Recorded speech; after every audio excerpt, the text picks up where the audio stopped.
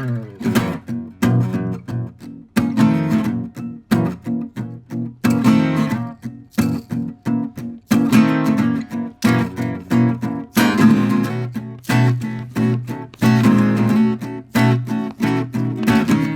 back, everybody, to This Is My Bourbon Podcast. I am your host, Perry, and with me, for the first time ever, as a co-host of This Is My Bourbon Podcast, it is the one, the only, Kyle Weipert.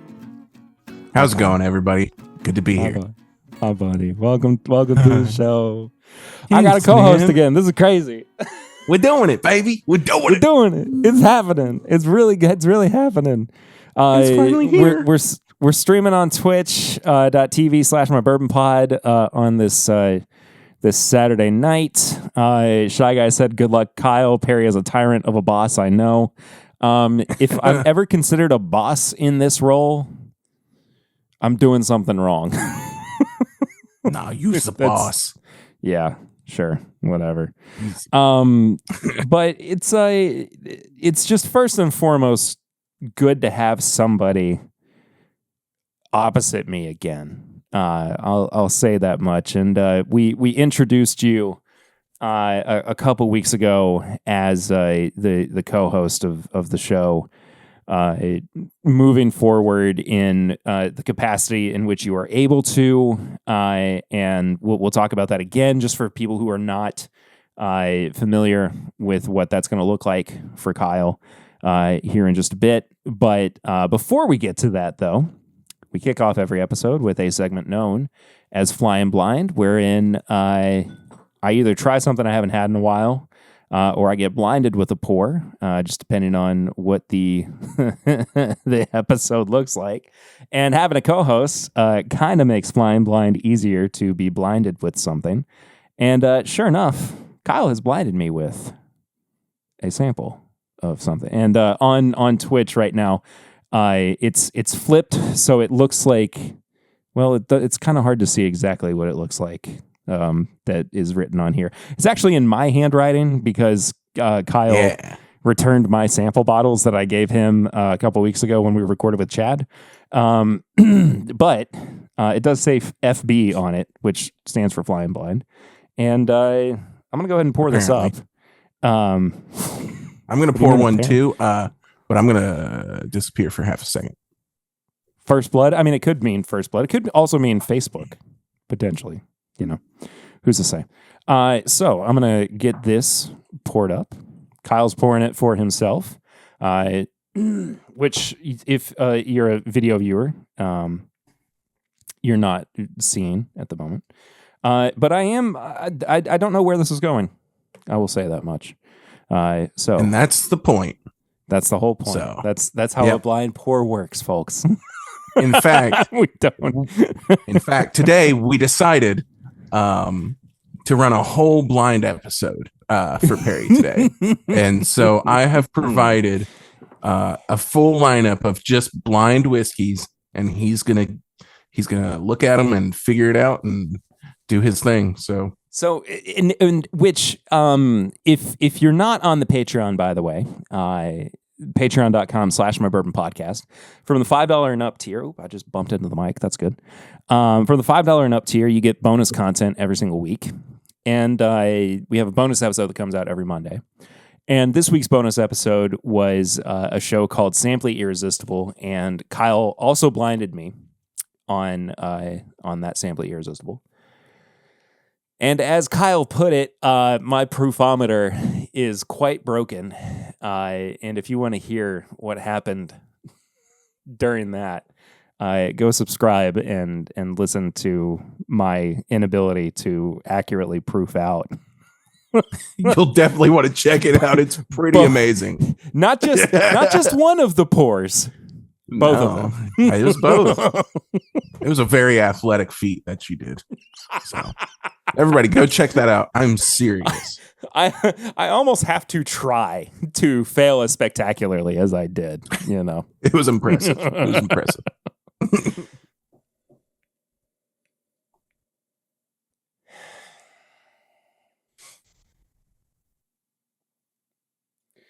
Well, after my incredible showing from Simply Irresistible.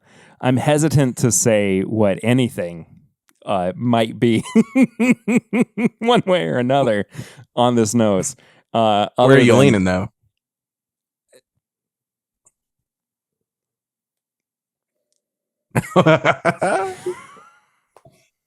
I'm nervous.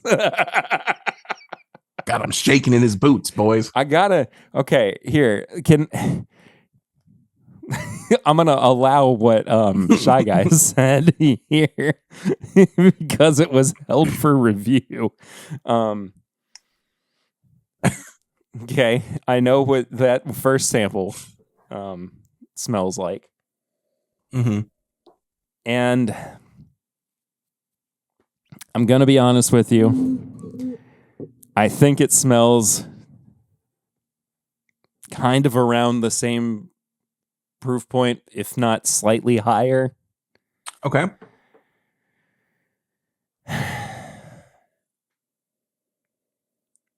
But there's something rye-y going on the nose too. Yeah. What are you getting out of it? Whether it's a high rye bourbon or a rye whiskey. Mm-hmm. Are you getting like the grassiness, or are you getting more like grassy? I'm getting a little bit of grassy. I'm getting a little bit of the word's escaping me. The hold on. The licoricey notes. Okay. Yep. Kind of too. Slight agave-y thing. Mm-hmm. Mm-hmm. The more and more that I dive, ginger beer. Yeah. The more and more that I dive into this, the more I feel like it is a rye whiskey. But interesting. All right, Kyle. Cheers, brother. Appreciate you, man. Appreciate you.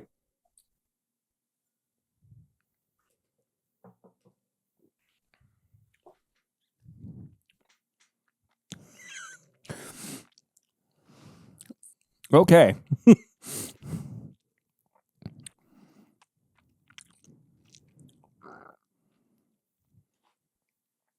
Bro, I got noises coming out of my belly. I got noises coming out of my my throat. You're exploding out of all orifices. That does feel like a rye. Okay.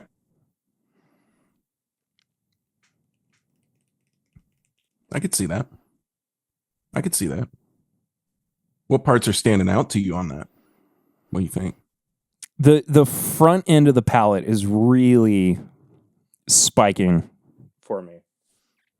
Totally. I get like a prickly sharpness on the front of the tongue. Yeah. That I typically associate with rye. So I find that interesting for sure.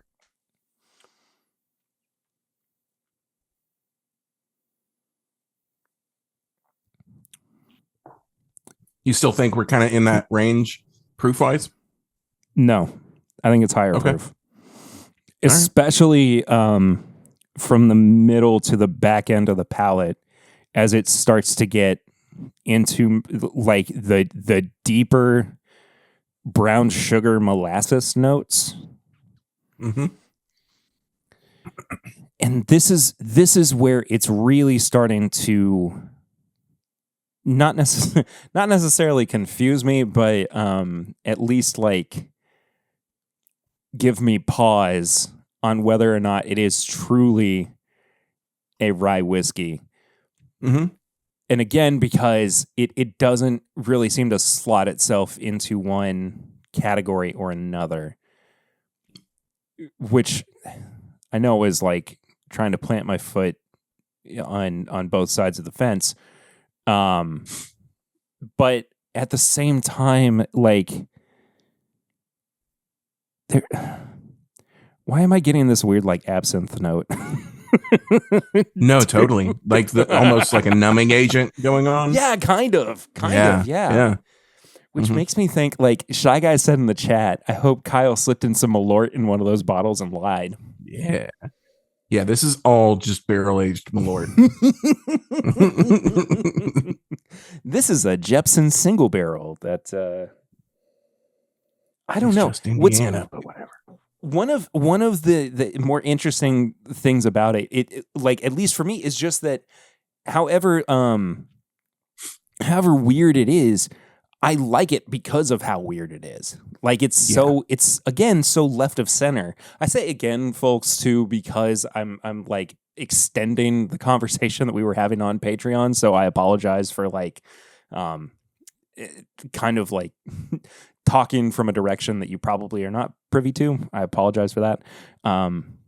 But it does just feel like it's not A, it's not what I was expecting, and B, at least from the nose to the palate, it doesn't exactly line up. It is slightly disjointed. Mm-hmm. I think the one main thing that carries over is like this sawdusty quality. I think that carries over from the nose over to the palate. Yeah. But I don't think like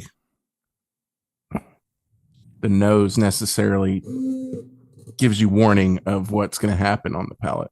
Right.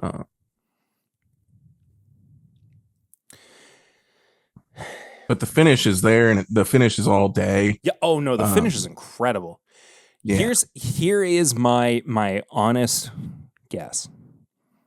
Okay. I don't think I've had this before. I think that this might be the Saz foolproof. Interesting angle.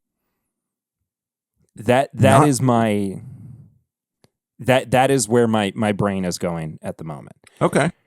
So you think rye, but lower rye for rye, right? But higher proof, and higher proof, and to your point too about it being a lower rye. What is hitting me about this right now is that it's not kind of like the through line that I've had is that it's not the most like intensive rye whiskey, even though it does hit some of these like hyper intensive notes in some cases. But there are again parts of it that are a lot like darker and in some ways softer that lead me to feel like it's relying a bit more on what would be the corn influence here. So even if it's not essentially the Saz foolproof, I feel like it would probably be a lower rye. So okay, I think that's an interesting take, and I think I could see where you're going with that. And again, I'm sorry, but you're completely wrong. We are leaning into only rye. It is 100% rye. It is this year's Balboa rye from New Riff, 100 proof, made with rare heirloom Balboa rye grain, exclusively grown for New Riff distilling. It is 95% Balboa rye, 5% malted rye. This is why I've never done well in Matt Madness. Well, we're going to develop that. That's what we're doing today. Oh, okay, cool. Well, kind of.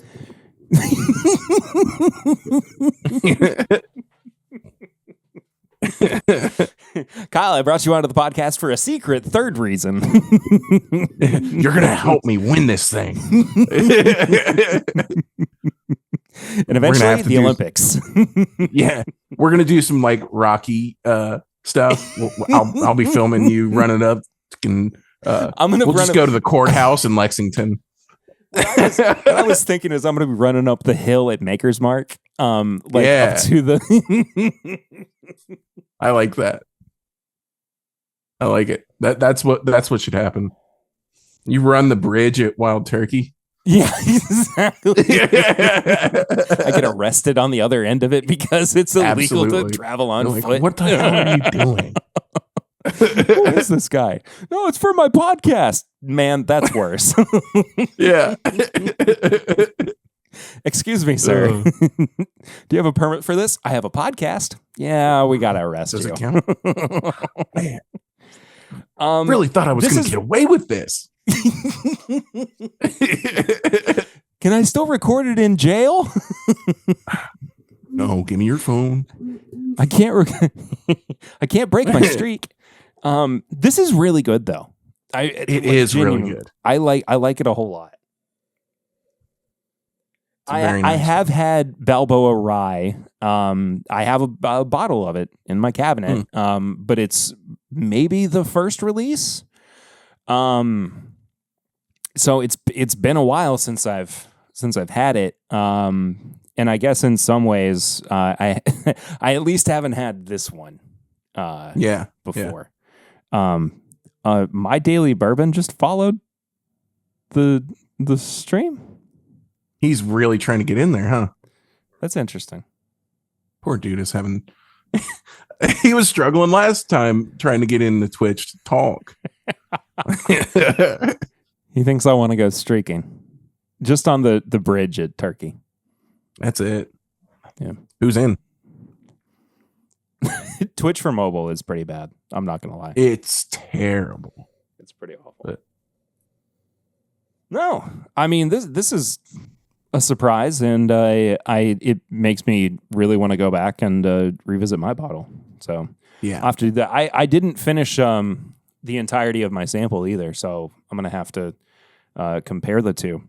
Ooh, that would be nice. Here soon. So I guess there's a stream for that. Yeah, hopefully I have enough too to where I can provide you some as well. Unless you have some. Ooh. I don't know if you do you have any of the first release? No, I don't. There we go. We should do that.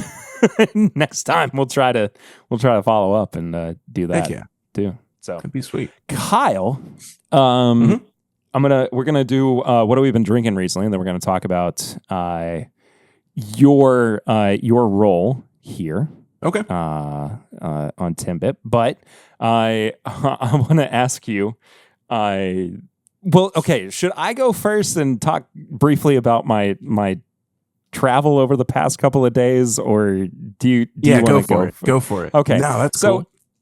So here's the first thing. The first thing is, I'm not going to go fully in depth into everything that I've been drinking over the past couple of days because I actually recorded what is going to wind up being, excuse me, a bonus episode of the podcast, or just kind of a bonus video, whatever, that is somewhat of a like travel vlog in some ways, where I discuss what happened to me on my way through TSA, leaving Lexington, and I pour all of the airplane bottles that I bought in the Lexington Airport bourbon shop.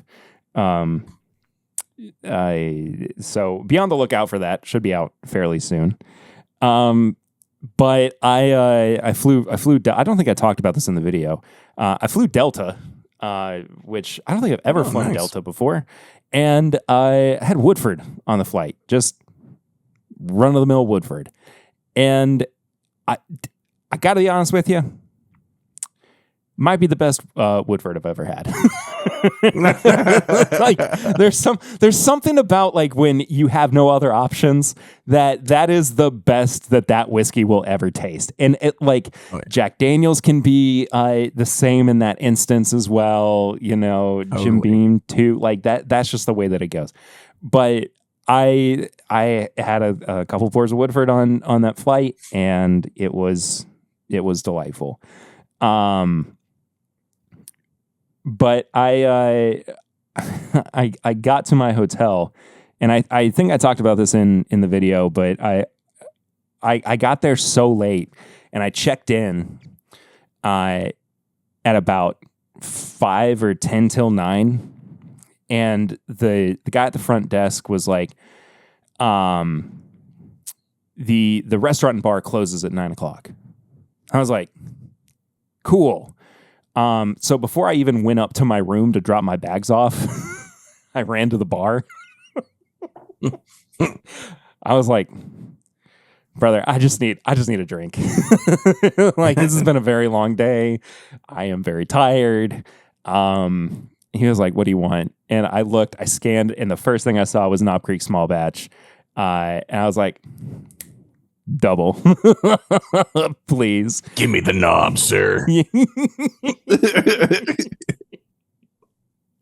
And so aside from the airplane bottles that I had that I drank on throughout the night, I had that double of Knob Creek to hold me over, and I've slowly. It was funny because I felt this might be one of the worst things I've said on the podcast. I felt like I was detoxing by drinking lower proof bourbon. Just a nip, sir. Please, just a nip. Because I had like one of the better night sleeps that I've had in a while, and I woke up refreshed, and I was like talking to my Lyft drivers, and yeah, that low proof be hitting. Yeah, it was so nice. It was so nice. That's hilarious. But I don't think I talked about this in the video that I shot. But in the airport restaurant, I was like, what do you have? You know, anything special? And he's like, we got a Wilderness Trail single barrel. I was like, that's strange. And yeah, that's odd. So they had a weeder. And I had to pour that with my my French dip while I was waiting for my flight to Atlanta, and it was fantastic. I mean, dang, nice. It was wild. But anyway, Kyle, yeah, what have you been drinking recently? Oh, okay, so I'm going to go in the opposite direction, and I'm going to play a little show and tell. So one of the new Balboa discoveries. What? Yes, Balboa Rye, and we're going to see a bit of this as a theme. New Riff 6-year single barrels. So yes, I've gotten a couple of them now. There was one I got from the distillery, and it was a Char 1 barrel. And I thought that was so weird having a Char 1 pick. At 6 years old? At 6 years old. That's crazy. And then Liquor Barn had one for that was a Char 4 barrel. So I was like, well, I gotta get it. But I waited because when they first put them out, they were like $82. And I was like, who's gonna buy that for 82? But then like 3 weeks later, it's down to 60 where it should be. So I bought it. That was great. So also I have had a decent amount of a Dickel Tickle.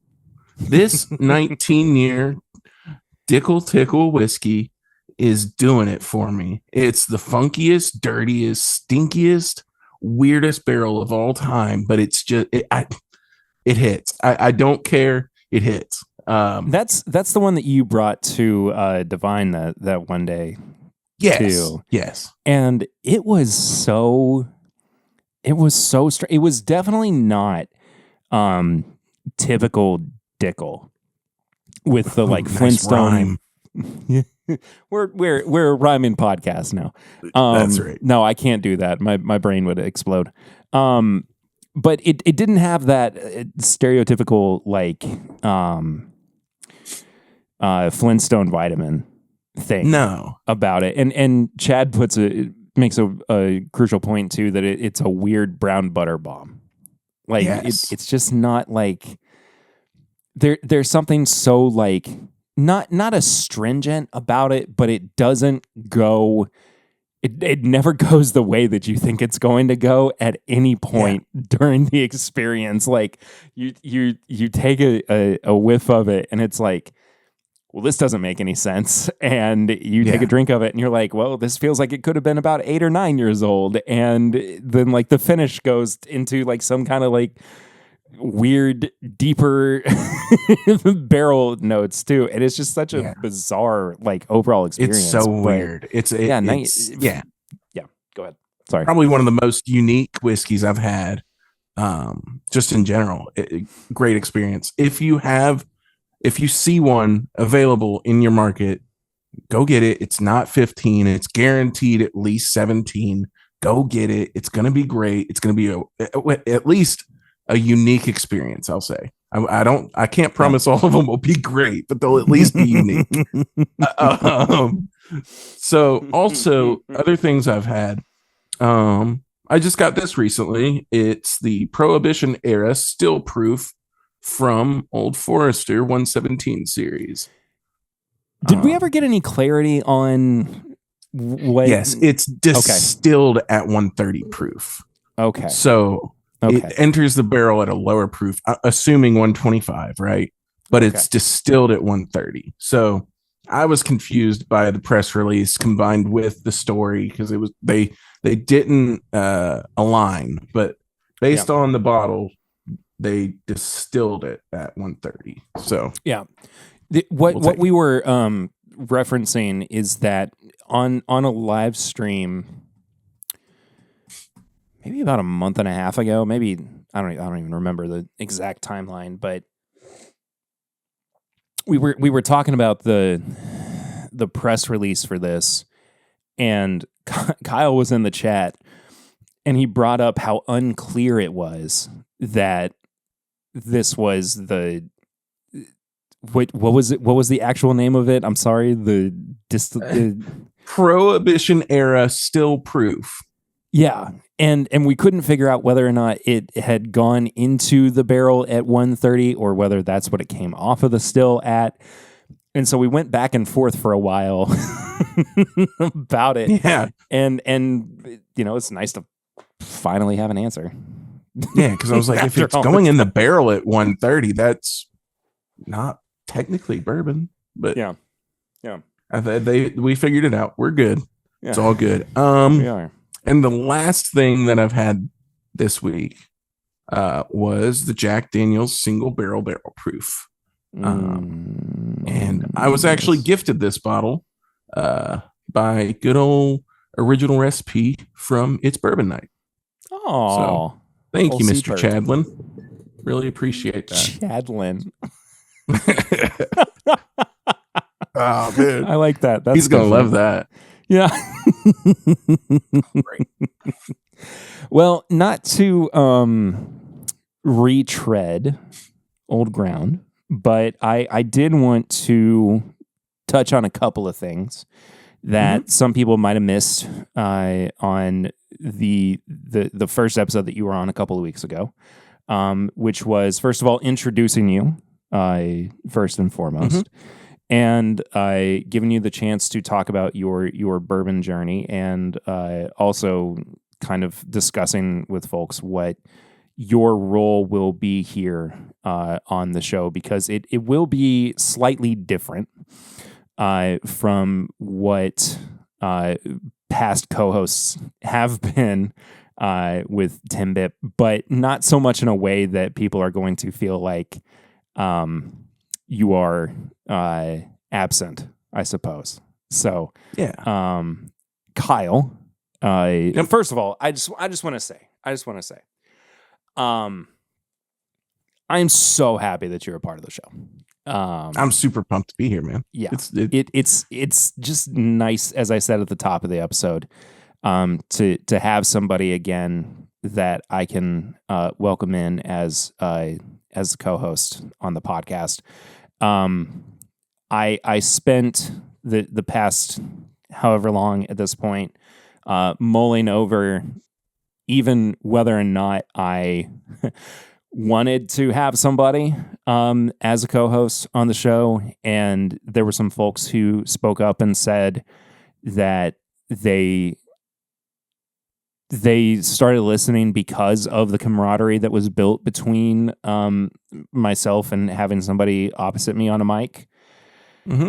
And it just made sense to, first of all, ask you if you wanted to join, because we had developed a friendship over the past couple of years. And I really appreciate and respect your knowledge and your breadth of appreciation for bourbon and whiskey, and the conversation that not only you can and will bring to the show, but that you kind of already have by just participating in something like the live streams, Mm-hmm.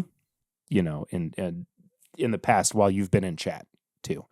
Yeah, and I'm kind of hoping to bring that aspect to this on like a weekly basis in a face-to-face manner. And we won't maybe always a do little bit less troll. Right. Totally. A little bit less trolling is an interesting take there. A little bit. Okay. A little bit. Yeah. So I'm gonna let you reintroduce yourself to in however you see fit. I mean, people can go back and listen to the full thing again, but we'll again talk about briefly how you slot into 10-bit at large here in just a moment. Sure. As well. So my name is Kyle Weipert. I'm from Winchester, which is 30 minutes, I think, east or wherever from Lexington. But I now live in Lexington. And I guess I was, I don't know. I got into bourbon at age 21. I had never had any alcohol whatsoever before then. But then I went to Heaven Hill. I tried some whiskey and for the first time, and it all connected all at once. So that's where I'm coming from.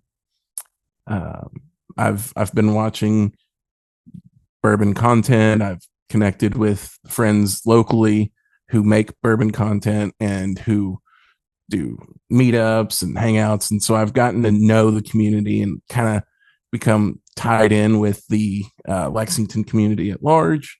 And so over the years, me, Perry, and now like the Chads have all kind of linked up, and we're just like, it was kind of like a natural progression for me and I suppose Perry to do this. So it may seem random for some of you, but it kind of seemed very natural for us. So I'm very excited to step in.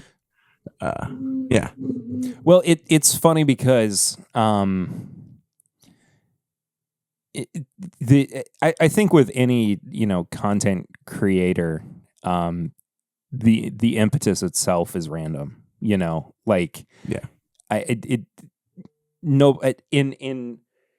any true capacity, unless you're a nepo baby, you don't just show up and are welcomed outright, and so it is in some capacity just the beginning of a new era, as it is with any new project, and even though you are stepping into a project that has been going on for as long as it has, I don't think that it is anything that you will find discomfort with, and I don't think that the listeners, the viewers of this show, should be uncomfortable with yet another co-host joining the show. You guys have dealt with this before. It's okay. It's fine. It's totally fine. You got another new dad, kids. I'm real sorry, but this one's going to stick around. I promise. What's this guy's name? I mean, I hope. No, I'm joking. But on that note, though, when I asked you to join the show, you said yes, and the yes but was contingent upon your work situation, right? And that work situation is basically just because of travel. That's right. I'll be traveling to Canada a ton in the next 2.5, 3 years, actually, unfortunately. I've got a trip to Japan most likely at the end of February/March. So there's that. So yeah, tons of travel. I'll be all over the place. Yeah. So I'll be in when I can be in, is kind of the situation. But and on the flip side of that too, though, the contingency plan is slotting in the extended roster of Timbip friends and family, so that it isn't always just me sitting down and recording solo episodes. Because even though I do have that muscle memory now that I've developed over the past however many months, I do want to reinvigorate, the show with a cast of characters that will give people the excitement that they had for the show when it started in 2017, as they found a love for it in its heyday, and just try to, not necessarily recapture the magic, because I don't think that's anything that you can ever do, but at least, give them the sense of we are. I'm not, just doing this because I am squeezing it into my busy schedule, which I think in some way it might have felt like since May, and in some ways, there has been some of that, because I have been busier than I ever have been, but I never want to deprioritize This Is My Bourbon Podcast. It's always been a massive part of my life. It always will be a massive part of my life. And I hope that by adding Kyle onto the show as well, people feel that there is a sense of purpose that is brought back to the weekly episodes that we put out.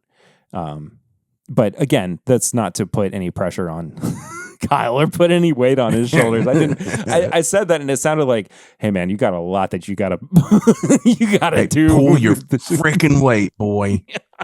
You better step up. See, he also is the boss. See? Yeah, exactly. See?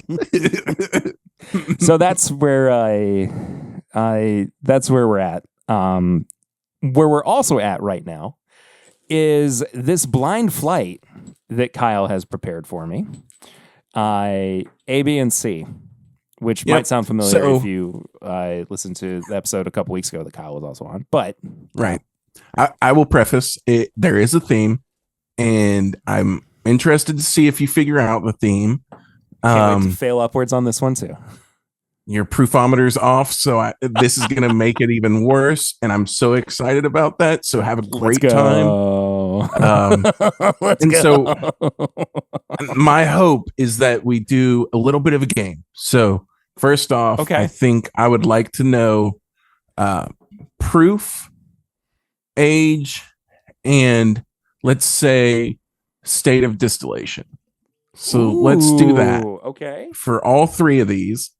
And then I would also like for you to give your typical review scale minus the price, because you won't know that, and we'll find that out at the end, and then you can kind of judge it based on that.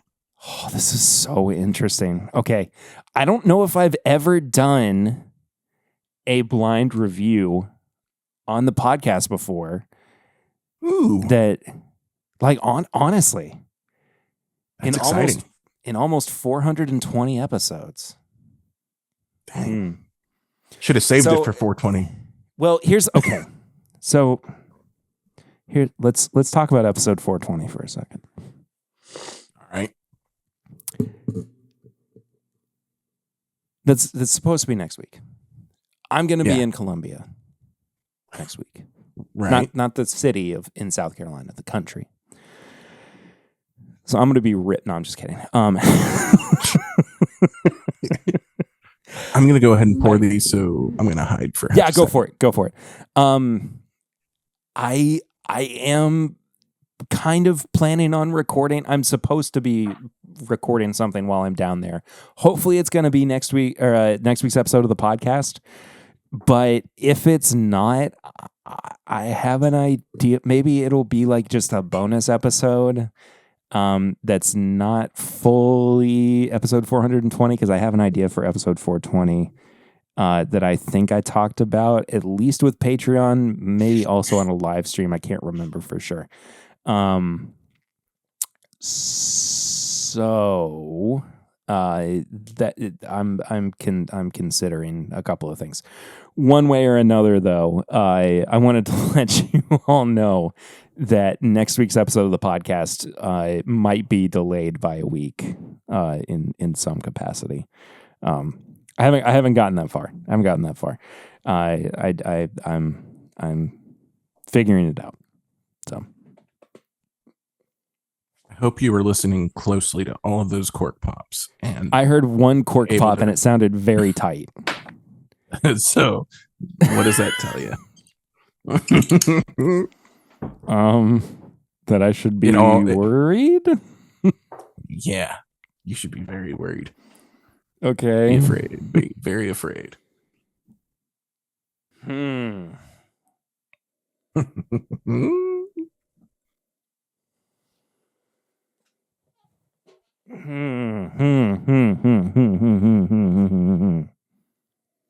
What's it doing to you?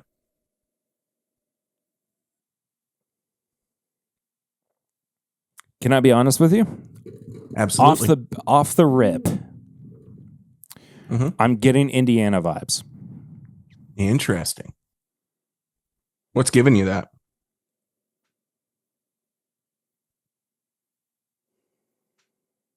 There is a metallic and also slightly like meaty note. Ooh, I do get the meaty note. Yeah. Yeah. I tend to get a lot of metal from MGP. That's my first impression. I don't know if that's necessarily the case. Smells higher proof. I don't know if that's really any indication yet. I'm not definitely not gonna rely on that right now. Yeah, dude. Yeah, for sure. Yeah, I feel real good about that so far. So you said proof, age, and state of distillation, right? Yes, please. Okay. All right. And if you end up confident enough, you can bottle guess or throw a distillery out there if you want to, but you don't have to.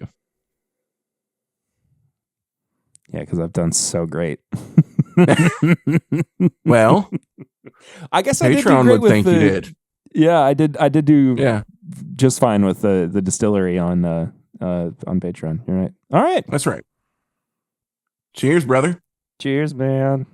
Happy first official co-host episode. Thanks, bud. You're welcome. Thanks, man.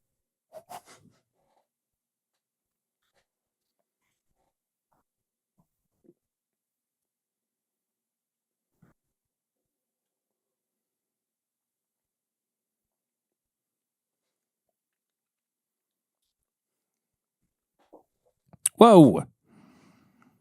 Okay.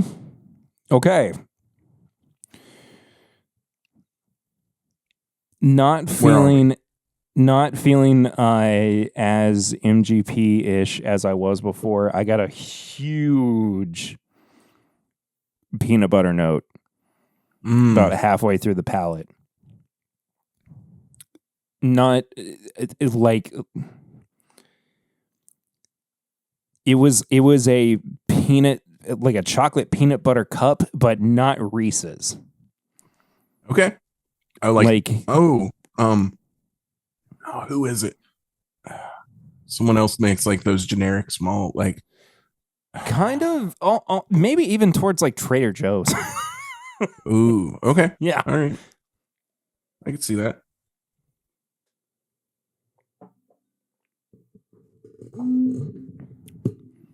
This is so familiar. It should be. It's the second time you've said that tonight. That's right. Yeah. So in some ways, I guess it should be. Yeah. Okay. You should be familiar with all three that we have here in some form or fashion. Maybe not in the form that it's in, but you've had versions of this. Yeah. Of all three. So yeah. Okay. So what do you think of sample one? Proof, age, and state of distillation. So I would say, I mean, it has given me a lot of Beam vibes. Okay. I'm going to say roughly 9 to 10 years. Okay. I mean, I want to say the 120-ish proof range just in terms of like a Knob Creek single barrel. But it feels a little bit higher, so it kind of is sending me in that like Knob Creek single barrel cast strength realm. If I had to nail something down in this case. Sure, I get you. That's where I am at the moment. Okay. So you're saying, I mean, I said it feels very Kentucky, familiar. right? It is I would say it's Kentucky. Okay. Especially once I got into the palate, it felt less and less Indiana-y. So for sure. I get that completely. All right. Sample B. Do you want to review it now, or do you want to review after all samples? We can review after all the samples. I feel I would rather go ahead and review it now. Okay. Because it's fresh, and I'm worried that it would get lost the longer that I let it sit. Sure. So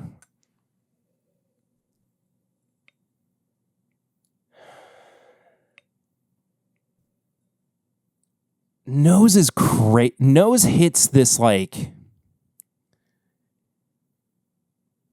it hits so much in like the dark quadrant that it doesn't leave a whole lot of room for anything bright to be showcased. That it like in that case it goes it almost makes it go a little bit flat. Like I do like what it does, but it doesn't necessarily give it the roundest of qualities, if that makes sense. Like I could see that. It kind of just goes barrel. Yeah, it could be bumped up a hair. That being said, though, I mean, there's a little bit of like personal preference that goes into this. I am going to give it a 3 because I do think it's really good. Palate, though. I'm gonna track your ratings so that. Please do. Yeah. The palate is a 4. I think that is where it starts to really brighten up. Even though there are some of the darker tannic qualities, it does become a lot more expressive. It does really start to introduce a little bit of florality, a little bit of citrusiness, to make up words, while still maintaining the like darker end of the spectrum.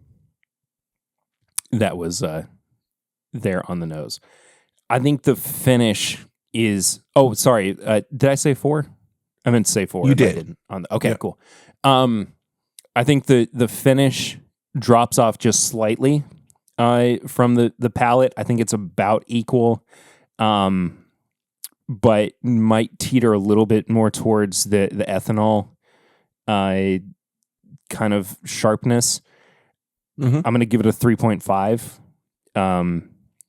Also, kind of because it doesn't really go any further than the palate does. Sure. Just it's still really good, but it just could have been elevated even further, I suppose. So I can see that. That is fair. What's that put me at Right so on. far? 10.5? So that puts you at, let's see, 10.5. Yeah. Okay, cool. All right. Yeah. So, sample B. Sample B. Venus. You ever broke your penis? Oh, man. Multiple times.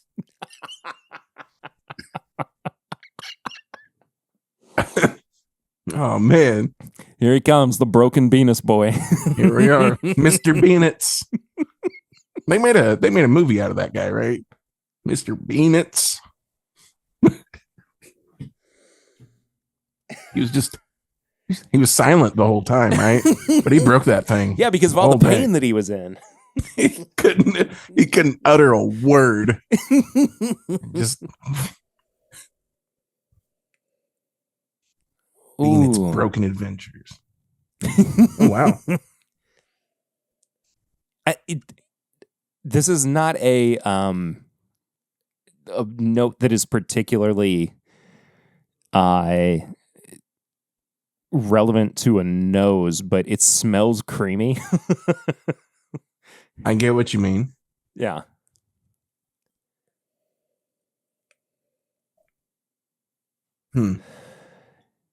There is a like a fresh baked apple pie thing. Totally. Yeah. Going on on the nose. So it's like fresh baked apple pie. Also, like green apple Jolly Ranchers. Yes. So if, yes, like, for sure. Both of those happening at the same time. I think what you probably have learned about my palate in general, or about just my general olfactory senses, is that I tend to lean more towards like identifying darker notes for some reason. I do like if it's a very bright note, it pops out to me. But like dark notes are not only what I identify the most, but it's also what I gravitate towards Totally. more often than not. I don't know why that is, but that is it's where my palate, my senses lean towards for some reason. I get that. Okay.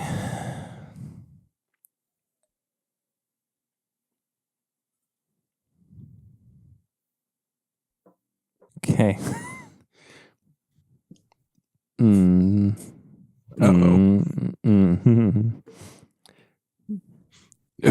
Can I? Uh-oh. Can I go back and revise my previous score? Yeah. What? Because if I gave that one a 4, where am I supposed to go with this one? Ooh. Oh, you're that into it. Interesting. I mean, that was the first sip. Like that was the first sip. I'm not trying to lead you anyway. I didn't mean to do it that way. No, of course. I also, but, I mean, I do feel like I like it a fair bit better than I do the first one. At least on the palate. I'm a little iffy on the nose. I think the nose has this weird like green quality to it that is kind of turning me a bit. It's not, I mean, it's not overall bad, but there is just this one little hint where I'm a little sus. I could see that. I can understand that. I think the front end of the palate takes some getting used to. I think midway through is really where it starts to round itself out. Yeah. And the finish goes, well, really, I mean, about the same as the mid palate. I could see it going a slight bit darker. Yeah, I take that back. And a little richer, like I feel a little richer. I do get like the molassesy notes are what I'm kind of finishing with here. I agree. I agree. Yeah. So. Oh, this is so weird. And there is a theme.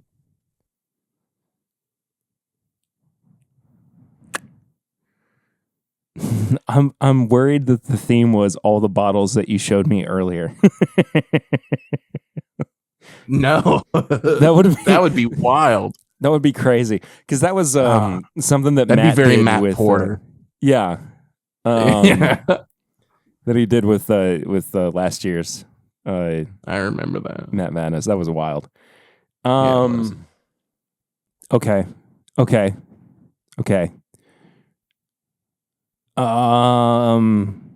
Am I good? Yes, I'm good. I'm thinking, I'm probably thinking way too hard. His brain is frozen and he is turning into mush. I'm trying to hone in on what the theme might be.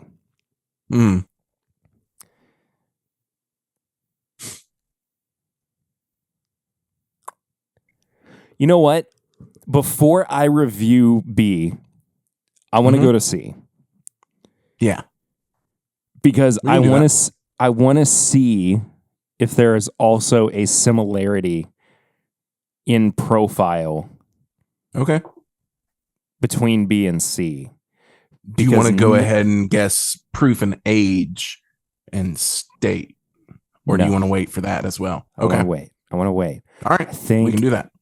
I think I shot myself in the foot.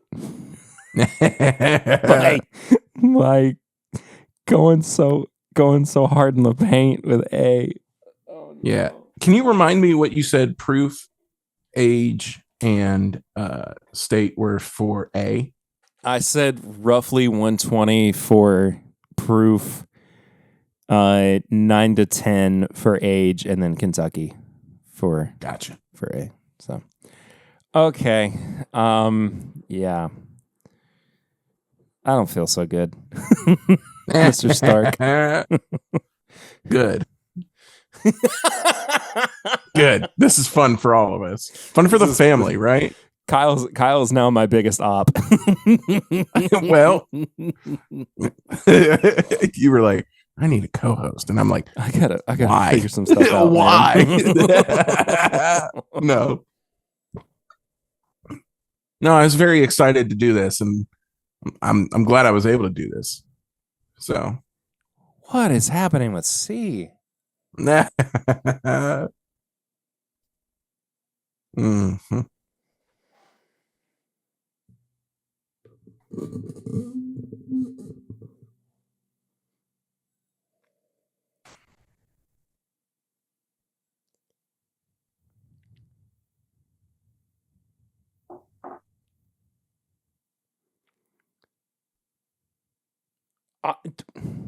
What? What? There's a theme. There is a theme.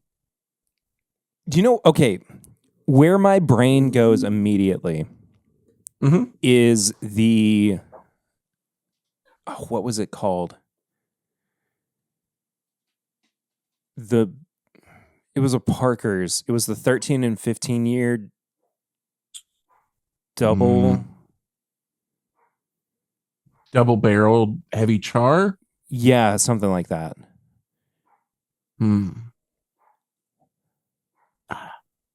Interesting.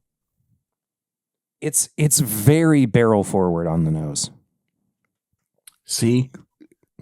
Yeah. Yeah. Which I like. I mean, barrel. I started going very Trump. Barrel forward. I like it. Barrel forward. really I like it a lot. I think A lot of folks don't. A lot of folks they talk down about it. It feels like there's a lot of barrel on the palate as well. I am really struggling with the theme now that I hit sample C. What is this? Man. What is happening? There's a theme here. You've said that. That's right. So this might be a layup. But you don't want one? No. All right, we'll hold off. No hints. Yes, sir. No politic here. All right. Respect. A feels like the outlier. Okay. B and Interesting. C feel like every time you say interesting, it throws me so much further off. I'm so sorry. No, it's fine. No. Speak your mind, King. Slay, girl. Speak your You truth, got this. Slay. Girl. Nails emoji. B and C feel almost direct. Slay. B and C feel almost directly related. Interesting. There I did it again.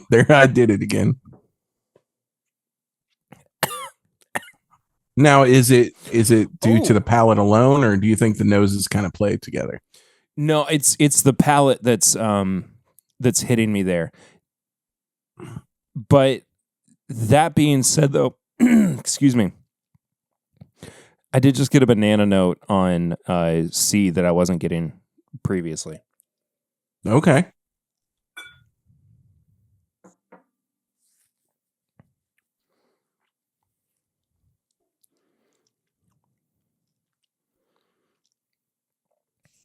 And then all of a sudden I got more grain on B.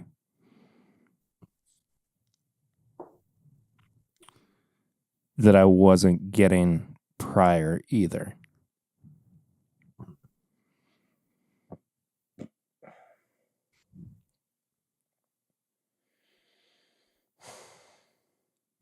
Okay.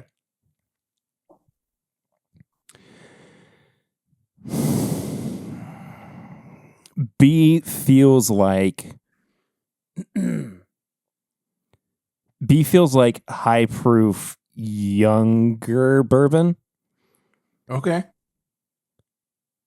I'm torn between Indiana and Kentucky. Mm-hmm.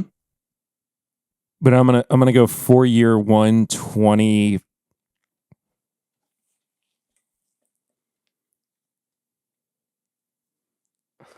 I'm gonna hit 4-year 127. Just somewhere in the middle. I'm gonna go Kentucky.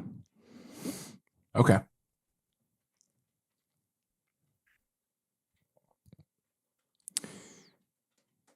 C. There's the nose is what's really throwing me off more than anything. Sure.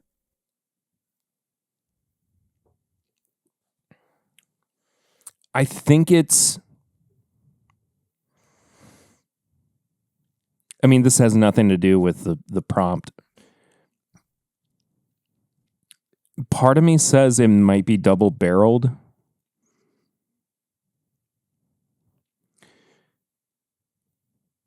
And I'm also feeling like it's the lowest proof of the three. I'm going to go in the like 110 range. Okay. Yeah. And I'm going to go 8 years old. Okay. That banana note is really throwing me for a loop. What would that tell you it is then? I mean, like off first instinct. I mean, Brown Foreman is where I'm really leaning with. Okay, so more Brown Foreman than what you would say like Tennessee. Well, I get the banana note. I mean, when I say Brown Foreman, Jack Daniels also falls under that. Oh, I see. Okay. You know I thought you were leaning specifically. Okay. Yeah. I see what you're saying. But I do also want to lean. I'm just gonna go Tennessee. I feel like it's doing me a disservice not to go Tennessee. So I'm like tense. I'm tense from this. Okay, all right. Now we got to review them. Yeah, let me do my nose palette finish, and then I guess price later.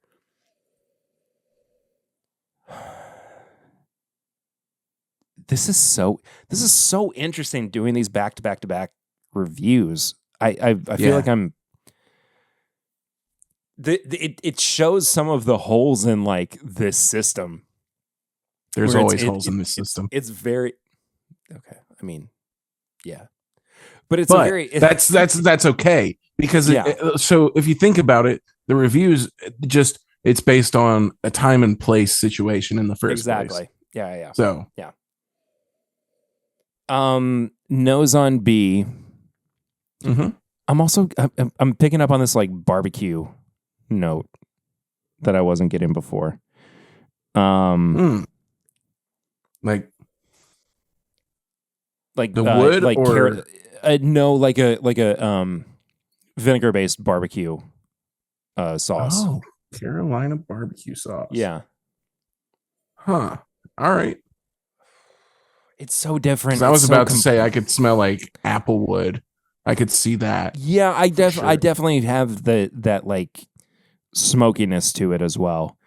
I really like the nose. It's in such a different place from where I would normally land. It feels a little crafty too. I'm going to go 3.5 on the nose.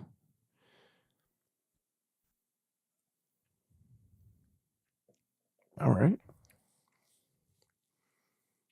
I'm also going to go 3.5 on the palate. For reference, you gave A 4. Yeah, I changed my mind. I think that I have softened a bit on the palate of B. Okay. Gotcha. But I think the finish is easily the best part of B. I think that's where it really starts to shine, as we were talking about earlier. I would agree. I'm between a 4 and a 4.5. I feel like 4.5 is maybe giving it a bit too much credit. I'm going to go 4. Fair enough. Right on. That's still an 11, though. Yeah, it is. Yeah, I mean, that beats A. So, yeah. There you go. And then now, C.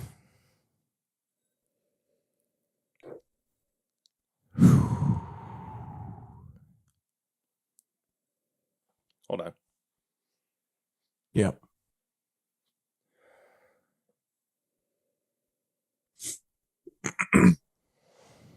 I've softened a bit as well on the intense barrel notes that I was getting on C. Okay. On the nose initially. It's really starting. Give me this pour the hidden barn score. That's funny.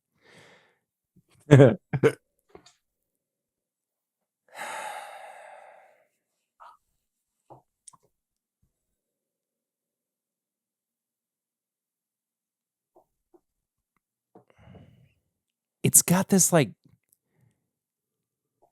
white grape note on the nose.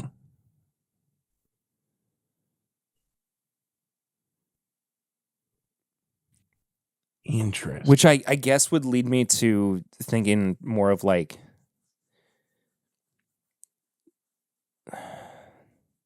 I do get kind of like a Sauvignon Blanc, like, yeah, it's very strange. Which is crazy. I would have never gotten that if you hadn't said something. So do with that as you will. But I mean, I don't think it's finished. Okay. I just think it's a weird, like, I think it's a weird barrel. I think whether it's the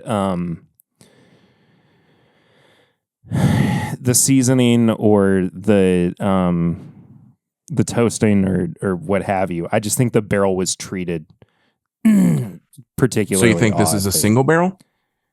Maybe. Okay. Because it doesn't feel batched. Interesting.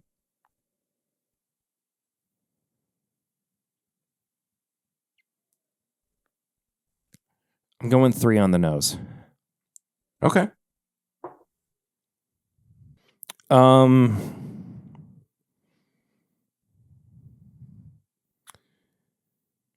Ooh, the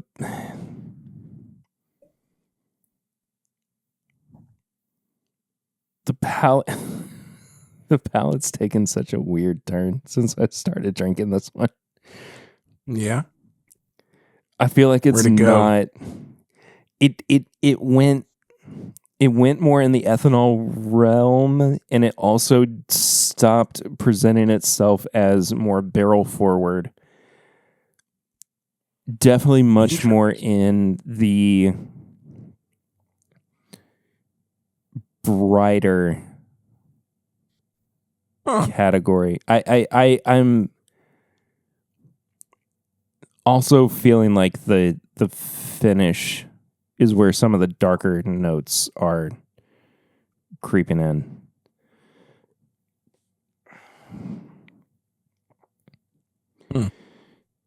Okay.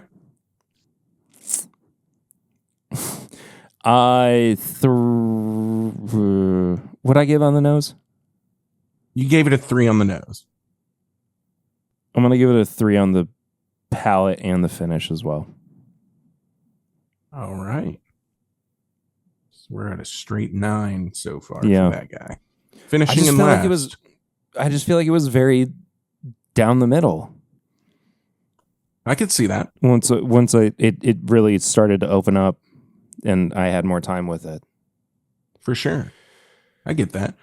So as a bit of a recap for us. Yeah. You went with sample A as a 120 proof 9 to 10 year old Kentucky. You gave it a 10.5 so far, putting it at second place. Okay. You went sample B, you called out as a 127 proof 4-year Kentucky, finishing at 11 points. So the younger is your winner, according to you, based on your assessment. And then C, we went 110 proof 8-year Tennessee at a 9, finishing in third. I hate everything about it. Once you read all the stats back, I'm like, this sounds terrible. Well, yeah, it was. So I will say, you got 2 of the 3 states correct. You were within 2 years of 2 of the bottles. Oh, okay. And you were within, we'll say, 12 proof points for 2 of the 3. Oh, well, 3 of the 3. I'll say you were in like the 10 to 12 proof range for 3 of the 3. I don't think you were close on great, any Kyle. of them proof wise. That's not great. Kyle. It seems like everything's tasting hotter than it is to you today. That's kind of been the issue. You are giving me these results like I am at the doctor and I am it's terminal. Listen, you need to lose. Yeah. Look, we need to get you a spot. We need to work on your treatment plan here. We got to put you in ICU. It is what it is. We got to call hospice. Nah, all right. I'm in trouble. We got to call hospice. I'm that far gone? Well, kind of. So I want you to guess. The theme based on your review and your guesses thus far. Maybe utilize some context clues to put you where you might need to go. Okay. 2 out of 3 states. I'm guessing it's all Kentucky instead of. Yeah. Okay. Oh man. 12 proof points. Yeah. Yeah, I think the closest you were was 12. I think.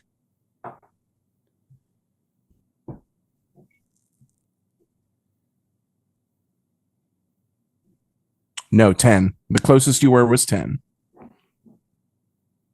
So your proofometer's just been off. These are thank you.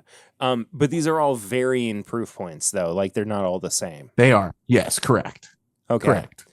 That makes me feel a little bit I think so. Your range compared to one another is correct. I would say you noticed the lowest proof and you noticed the highest proof correctly, and you noticed the middle proof correctly. The numbers are just off.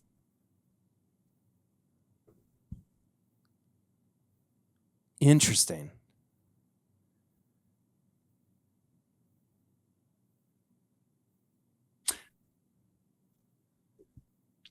Do you have any other guesses for a theme outside of it being a Kentucky? Hold on. Wait. What? Where are you going? Was it all the same distillery? No, it wasn't. Oh, okay. Because for a second I thought it was all the Hardin's Creek releases from last year. Okay, I could see how you. Whoa! No. Oh, okay. Yeah. Were they all single barrels? No, only one of the 3 was. And only due to the nature of its release. Interesting.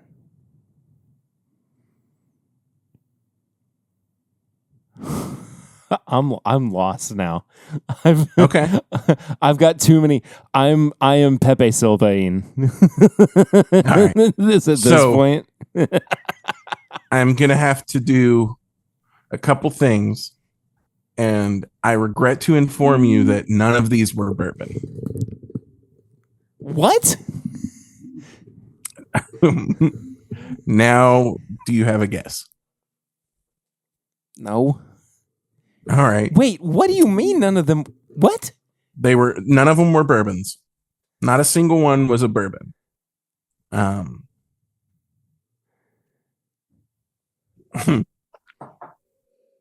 I utilized our first pour of the episode to give you a key that it was all going to be rye. Every single one was a rye. And it was all Kentucky rye. Not only was it all Kentucky rye, it was all aged Kentucky rye. So everything is 10 plus.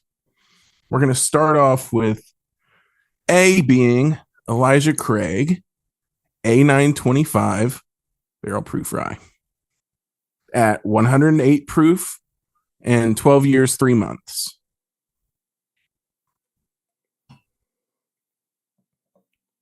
That is SRP, I think $75. So that's a 4 on the price for me there. yeah, crazy. We'll throw that on there. All right. So sample B, coming in at 12 years old, cask strength at 117 proof, from the Jim Beam Distillery, Old Overholt 12 cask strength. That is like $120 MSRP, I think. We'll have to look that up. But that's what I got it at Total Wine for. That was your 4-year Kentucky 127 proof. And then to finish things off, our single barrel coming in at 92.8 proof, 10 years old. It is Michter's 10 Rye.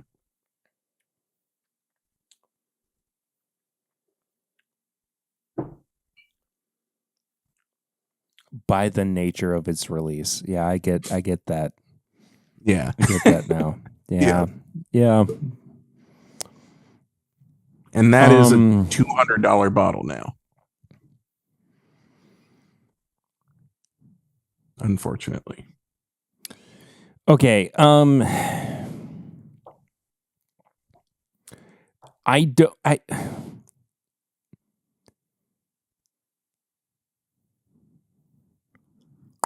That's crazy. I mean,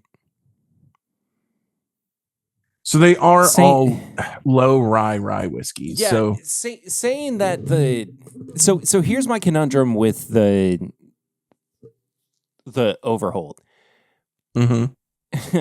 Saying that a 12-year rye drinks like a 4-year rye is but it was your favorite. It was. But is it worth, what'd you say, $120? I think it's 120 MSRP. I think. I may be wrong.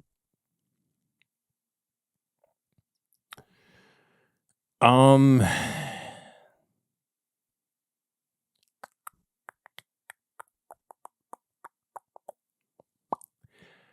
3.5. I mean, it's not it's still a limited release. Right. So keep that in mind. Yeah, I mean, I appreciate what it is based in that context. But I'm surprised that the finish made you think 4. That's because I get so much barrel in the finish. That's the part that surprised me with. Brother, maybe my entire system is just shot tonight. I don't know. Because you were so close on a lot of it, though. Like, I know. I think your range was off, but like where each of them fit was right. You know, just outside of the age of the Overholt, which I don't know. I could see it tasting young. I don't disagree with that because it is green and grassy on the nose. I think there's that, and I think that there is similarly this green and grassy note on the finish that I'm picking up on that made me want to go towards a younger profile. I'm annoyed. Sure. but by I myself, can get that. by my own, by my own inability to call out a product. I mean, so I also don't think it reads 12. I would agree with that. Yeah. And I also like going back to it too. I definitely don't feel like it's my first place either. Yeah. I was shocked. So it is the highest proof. It is the loudest. But it doesn't make any sense for it to. No, I definitely don't feel that way the more I go back to it. Well, so you can make up for it with the price. I think we're already where we are with the numbers, but I could see you saying, man, at 120, given how I feel about it, that's for a 4-year rye in your mind, right? You're like, 4-year for $120? That's crazy. Yeah, I mean, I could see you leaning. Take that with a grain of salt. If that were the case, I mean, it would be like like the price would be like a 2. You know, I would think so as well. Honestly, I mean that's my genuine feeling. Yeah, but even going back to it, like more and more, it just does not feel like it's as good of a product as I thought it was initially. Yeah, it's punchy beam for sure. Yeah, I think it is. It's 100% just super punchy beam. Yeah, and the Michters, I feel a little let down by just kind of in general because in the past I've had really, really good single barrels. Yeah. From that 10-year line. I mean, not saying that. I think I set it up for failure, putting it at the end, but that was kind of my strategy as well. Sure. Yeah. So that was like my curveball was that guy while staying in the theme. But that was really fun. That was fun. I feel emasculated. No, I don't. That's fine. No, that was awesome. That was a good time. That was a really good time. You know. I didn't give a score on the price for the Michters. Would you say it was MSRP? I think it's 200 now. I think it's crept up to 200. It was like 170 for the longest time. I think it's crept up to 2. I think. Let me look.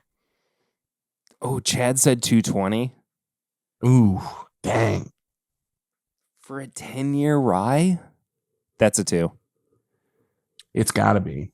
Yeah. Yeah, 2. Yeah. I mean, it's so and the reason behind it for me at least is that if the variability in quality is that high, you can't gamble that much on whether or not you're gonna get a good single barrel. I mean, it just doesn't make any sense to me. I'm gonna write down all your totals real quick. Yeah. I honestly, like, the Elijah Craig still feels like the winner to me, even though it wasn't it wasn't outside winner. of price. I think at the end it is. Once I tally everything up, it looks like it is. Yeah. So coming in third place actually would be Michter's 10 rye. Okay. Coming in second would be the Overholt 12. And then first place would be the Elijah Craig Barrel Proof Rye. And the points were the Michter's 10 rye got 11 points. The Old Overholt 12 got 13 points. And then the Elijah Craig Barrel Proof Rye got 14.5 points today. Okay. And I mean, 14 to 15 is usually when I'm like, you should pick this up if you see it. I mean, 13 is typically like where I'm going, it's somewhat questionable, just depends on, if you align with my tasting notes or my palate in general. But in this case, I would say blind that matches up perfectly, honestly. Yeah. Because I would say the Elijah Craig Barrel Proof Rye is worth picking up, mostly. Yeah. And it shows within the points that the price matters here. Yeah. Price matters so much 100%. that it pushed it to the edge. Yeah. So I think that's something to think about and consider. It's unfortunate that even it's not even to say that it's average, because it's not average, but something that I feel like doesn't, push it above being the most spectacular of ryes. I mean, the price can make or break, value can make or break a bottle any day of the week. Yeah, totally. But absolutely. I should do way more blind reviews. Way more blind reviews. It's the most honest way to go about it. Yeah. Okay. Well, that was really interesting. I really appreciated that, Kyle. Thank you for, of course, definitely throwing me off of my game there. Well, thank you for being willing to play my game. That was a really good time. Yeah. And Matt, if you're watching this is why you should be on Matt Madness.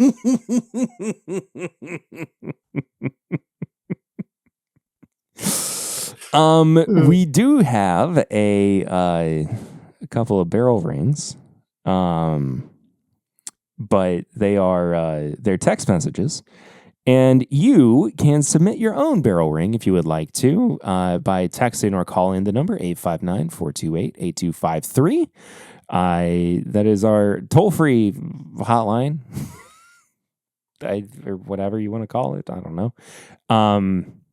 Leave us a text message or a voicemail, and we'll check it out.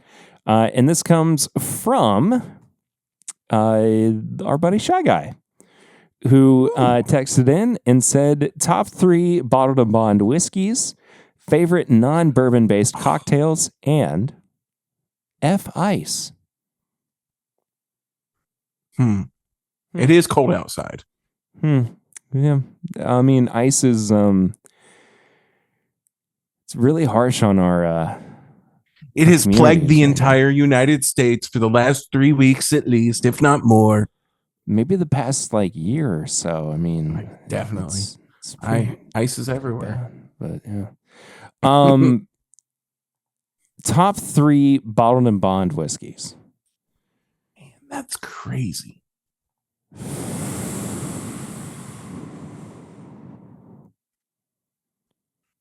Oh man, that's a tough one. I'm gonna sound real stupid and tatery. Well, maybe not. I'm going to sound like a minute boy because I'm going to say Henry McKenna 10 because it's a 10-year bottled and bond single barrel product. It's got to be in there. When it's great, it's freaking great. So the variance sucks, but when it's great, it's great. So I'm going to throw it in there for that because hitters are hitters. Another bottled and bond that I would go with. E.H. Taylor feels like a cop out, so I don't think I'd go that way. I do like it, but I don't even think I feel that way about Taylor bottled and bond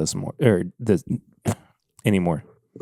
Yeah, it's just it's good every now and then, just kind of as a reminder of what I enjoyed back when I first started getting into bourbon. It's still a very solid pour, but it's not like a top tier bottled and bond. It's something that I'm yeah, I'll come back to this every now and then. I enjoy this for what it is, but yeah, I feel that. Yeah. You know what I was going to throw in there, but I can't because it's not bonded and it makes me so mad that it's not. New Riff 8. Oh, I thought it was, but it's not. That makes me so upset. I hate that. Yeah. Dang. That's such a good question. I love that question. Dang, I could just say everything Head and Hill because they have so much freaking bottled and bond stuff. Um, Dude, yeah. Let me go shelf hunting really quick. This feels like a pause for the internet type shit. I'll go ahead and start talking about mine. Kyle's dragging his cord with him so he can still hear me. I'm gonna echo the McKenna, because McKenna is so unbelievably good. And I've had so many bottles over the years where it's been like, I need to hoard this and make sure that I save this for as long as I possibly can. What was the one I thought about? What a bad situation. What a bad situation. I also think McKenna Bottled and Bond was the first Bottled and Bond that I really fell in love with, too. Yeah. Like, it felt special, and it felt like I had unveiled a secret in the industry. And, yes, we were eating so good for so long, and then it got ripped away from us. I know. It just was so unfortunate. I'm the same way as you. I don't want to keep saying Heaven Hill. Okay, so I'll throw one out there. Just to throw one out there. It feels like we should say Early Times Bottled and Bond, but that's fallen off. Old Granddad Bonded is great. I'll throw OGD Bonded in there. Yeah, I'm going to echo that. And then I guess to give us like a little crafty guy, we could go Wilderness Trail Weeded Bottled and Bond. I guess. See, I'm not the biggest fan of it, so I'm between Wilderness Trail and New Riff. So I would say I would probably go Wilderness Trail over New Riff for just straight up Bottled and Bond. So we could lean that way. Okay. I know that's a crazy move, but I think I would. Yeah. I think I would. So those are the three. Lock it in. Beep, boop. Some folks are saying Mellow Corn. Yeah, totally. I respect that. Oh, Jack Daniels Bonded? I completely forgot about Jack Daniels. Good thought about JD Bonded. Oh. Okay. Yeah, I mean, to break up the Kentucky-ness, let's throw that in there. I'll pull the I love Jack Daniels Bonded. Yeah. I do too. Yeah. Totally. I actually really like Mellow Corn. Not just as like a meme. Like it's fun to pour every now and then. Okay. All right. Favorite non-bourbon based cocktails? Oh. Margarita. Yeah, for sure. Gin and tonic. Either that or good mojito. Like a really good mojito. Yeah. Dude. Where do you my wife is texting me. This can't be good. Where do you fall in the gin and tonic, the bee's knees kind of realm too? I'd probably go bee's knees over gin and tonic. Well, no, gin and tonic. Yeah, that's where I'd go. Hold on, just do you go exclusively dry? Do you go London Dry exclusively for your gin and tonics? Typically yes, but it doesn't have to be. I just kind of whatever's available. We just discovered, I think it's a Total Wine exclusive brand that's an Irish gin. That's actually really good. Yeah. It makes a fantastic gin and tonic. Kyle, we're moving on to Yes, sir. Hot Takes, a segment of the show where we gripe about things that have been bugging us recently. But do you have anything that's been grinding your gears as of late? Yes. Okay. You don't want 20-year. No, I'm just kidding. I'm kidding. No, so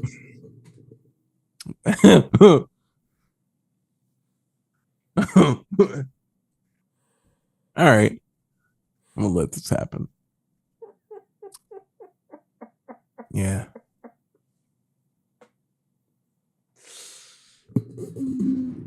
Yeah. Anyway. No, I do have a high proof hot take for you.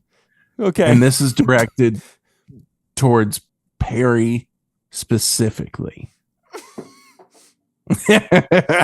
Dog, it's like Eric never left. This happened every week for so long. The last thing I want in this world when it comes to whiskey is 99.1. And the number one last thing I want in this world is 99.1 light whiskey at 159 proof. This is my Joker moment. This is when I become the Joker. Shy Guy knows what's up. Shy Guy knows what's up. I just want to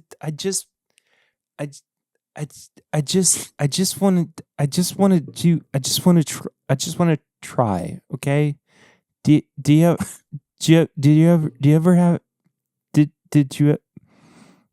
ever have a dream when can you believe your first episode as co-host? You're like, hey man, don't do this. It had to happen. It had to happen. I heard you say it in the last episode, and I'm like, the first thought I had was, no. You said I need to like have a whole episode of 99.1 digging into the 99.1. Okay, fine. It'll be on a solo episode or corn and light whiskey, and I was like, oh, dude, he's setting me up. He's setting me up to say I hate everything. So that's my high proof hot take. I knew it was coming. I love you so much. I love you too, brother.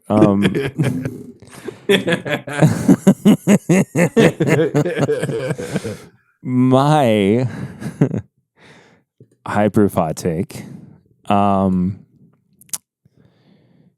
is that if you get on a plane and you are assigned a particular seat, sit on that seat. Sit in it. Don't think, hey, it'll be fine if I sit in the seat that I am close to. Sit in your seat. I pay for a window seat. I want to sit in the window seat. That's my window seat. Let me sit where I paid for. Flying is not exactly cheap, okay? I know you're a sweet old lady, and I'm not going to tell you to move, but come on. Dude. Let me sit upon my window seat, okay? Yeah. Lady? Yeah, that is valid. So valid. I feel like that is the highest proof hot take. I love that because the only thing you have to do is follow the rules. That's it. All you got to do is look at your ticket and do that. Just sit where it says you sit and accept it. It ain't that hard. brother, I sat Paid like extra to get the window. You should get the window. I was putting my bag in the overhead compartment, and the flight attendant goes, "Are you? Am I in your seat?" Because she was, helping me put my bag up and everything. And I was like, "No, I'm in. Insert seat here." And I said it loud enough so that the lady who was sitting in my seat could hear that she was in my seat. And she still didn't move. Dude. What am I supposed to do at that point? Like and so the entire flight, I'm like looking out the window, like trying to get a glance out the, like it just was it was so frustrating and it was so annoying. But that's the worst. Yeah, no, but tips and bits. Segment of the show where we recommend things we've been watching, reading, listening to, enjoying that we also think you might enjoy to enrich your life. Kyle. Okay, I'll go. What do you have to recommend? Yeah, sure. Why not? I'm going to throw you to the wolves. It's your first episode. Yeah. Okay. You know what? A couple months back, you reviewed this guy's thing. Bikey's Blue Corn, pretty sweet stuff. You know what? He has impeccable taste. We're out of Hyper's hot takes, Kyle. We're out of Hyper's hot takes. There's too much blue corn on the market. What are you doing, dude? No, I'm just kidding. I'm kidding. I like it. No, he's got a mega playlist that he puts all of his music on that he's listening to, and he has recommendations. I highly recommend you following Abandoned Bourbon and checking them out every, I think, Thursday or Friday. Especially if you're into like extreme metal music. Nice. He seems to be into that, but he's also into like every genre on earth. If you really check it out and you're into being open-minded, check it out. It's worth it. He posted a short video, a wonderfully edited video that included D'Angelo's Untitled. That had me feeling some sort of way of a charcuterie board that was featured at I think it was as soon as I started talking about this distillery, my brain shut off. Anyway, the place that makes Old Saint Nick. Preservation.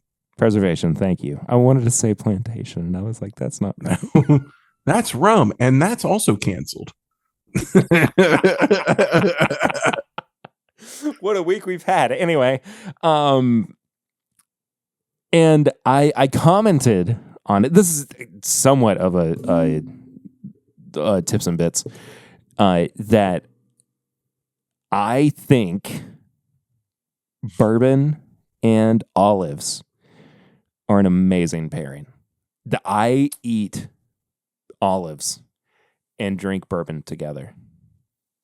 Now, do you have specific bourbons with the olives, or are you just like it varies? Bourbon neutral, olive neutral. Yeah. So you're not like I need a black olive and beam. Yeah. Or like a green olive and rye situation. Yeah, I mean, I'm willing to hone in on what the best pairing is, but I mean, I'm a bourbon and olive pairing agnostic, I guess. Like, it just, it makes me happy. There's something about the brininess of olives paired with, the broader sweetness of bourbon that tends to work for some reason. And have you done that with like an Islay Scotch? No, but I'm open to it. I bet that would be. Well, those would probably be two side-by-side equivalent, Yeah. I typically get a lot of brininess from a Scotch or like an Islay Scotch. So maybe not. Who's to say? Maybe I should shut my mouth. Maybe I just throw me off the side of anyway. What a bad idea.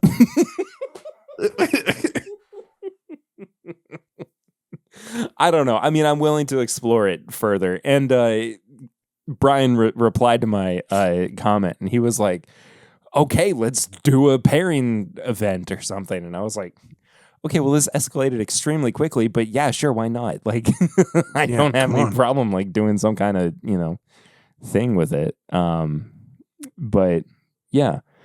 Did you have anything else you were going to recommend? I'm sorry. I kind of, no, that was it. Okay. Just go check out he's got great taste in music. So he does. I think he's got his playlist out there somewhere. Unless you hate Spotify, which I respect. I respect it as well. Spotify is full of AI right now. Yeah. Yeah. I'm a big fan of to keep it on the music train. I'm a big fan of the website nugs.net, which I don't what? I don't know. That sounds crazy. Well, it's a good website. It's really good for not exclusively jam bands, even though Shy Guy does say it sounds like a stoner site. Yeah, that explains it.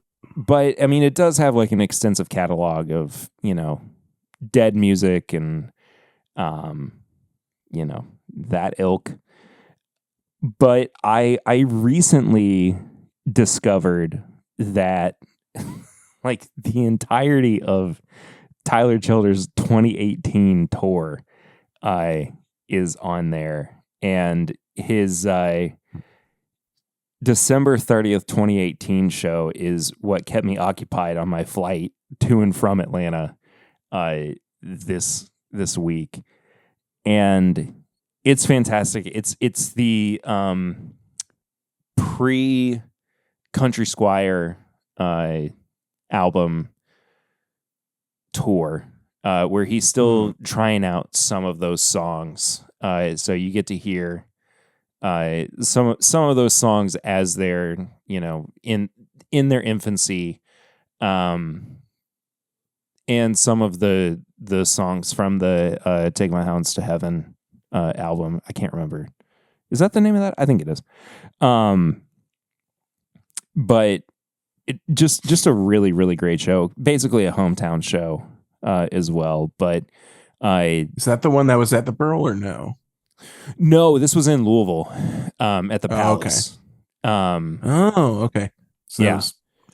Gotcha. Yeah. I think he played the Burl, 2017 probably? Yeah. So he blew up like right before that, I guess. It's so annoying that I didn't see him until last year. Like I'm such a big fan and I have followed him for so long, and it just never worked out that I was able to see him until, of all places, he was at Kroger Field. Right. And yeah. Yeah, I didn't see you at Owls, but I saw you at Kroger Field, bro. Yeah, exactly. Yeah, it happens. But like, and the funny thing is too, I know so many people who know him personally. Like my guitar teacher, from when I was growing up, is good buddies with him too, and I remember him being like, "You need to check out Tyler." And I was always like, I'll get around to it. Yeah. That's the struggle of local musicians, man. Exactly. That's the struggle. Exactly. So, here I am. Shout out to him for getting out there and doing it. Yeah. So it's awesome. Respect. But anyway, nugs.net. I mean, go and check out their archive. It's more than just like jam bands. There's some shows from like even Willie Nelson that have creeped their way into that archive as well. Just a whole smattering of artists. I highly recommend it. I mean, the membership fees are pretty low. but you can also pay for shows individually. And you can get physical copies. You can get digital copies. It's cool. I mean, it's just a really nice little website. I like it. I appreciate it. Oh, yeah. Anyway, Kyle, that does it for this week's episode. I appreciate you, buddy. Like I said earlier, I don't know what next week's going to look like right now because I'm going to be in South America. Just give me the details and I'll get into the website, or I'll get into your accounts and I'll stream. I think this is a really great idea. Hear me out. I just go on there and I stream. Okay. What am I streaming? Who knows? But that's the whole time. No, I'm just kidding. I don't want to do that. That sounds great. It's a terrible idea. Yeah. No. It sounds like I'm definitely not going to get, hit with the terms of service or anything, but that would never happen. No, never. But this has been a really fun first episode with you as this was awesome co-host, brother. We asked you this before, but I'm going to ask you this again. Where can people find you on social media? You can find me on Instagram at Kyle Weipert, I think. Oh my God. Let me look at my own website or my own Instagram. Is it Kyle _ Weipert? It is Kyle _ Weipert. So go find me there. I'm useless. I don't post, but maybe I'll have to. And I think I'll be developing a whiskey specific account. Oh, cool. I need to. So let me try and figure out a name and all that other stuff because I'm uncreative, obviously. So we'll figure it out. And I'll be on there. But if you want to follow the show, of course, it's at My Bourbon Pod on all social media channels. You can support the show on Patreon at patreon.com/My Bourbon Podcast for as little as $1 a month. $5 a month and up gets you bonus content every single week, but all tiers get you access to our Discord where you can hang out with us, chat with us. We're on there all the time. Kyle's going to be over there here real soon. I need to get him on there, of course. If you have questions or comments, you can send them to thisismybourbonshop@gmail.com. You can also find all of our apparel and merchandise at bourbonshop.threadless.com. If you have stuff that you want to send to our P.O. Box, it's P.O. Box 22609, Lexington, Kentucky, 40522. We'd appreciate anything that gets sent over there. It's cool when people do that, but there's absolutely no obligation. We also have the Barrel Rings line if you want to send a text message or leave a voicemail for us to check out here live on the podcast. 859-428-8253. And then last but not least, leave us a 5-star rating and review on your podcast app of choice, and we'll check it out here on the show, read it out for you to hear. And we, love you for doing such a thing. And we don't have any new. We don't have anything new. That's it. Nothing new. Anyway, that's not a thing. But that's it. We're done it. We love you guys. Thank you as always. We'll see you next time. I don't know why we're both throwing up the deuces. It feels we're just piecing out. Oh, this feels worse. Which way am I supposed to lean? I don't know. I'm also mirrored on my screen, so I'm gonna. Anyways, twin, I'll see you later, my tower. We can't keep. There were two, and oh no, right here at the end. We'll see you next time. Until then, though, I'm Perry. And I'm Kyle. And this is My Bourbon Podcast.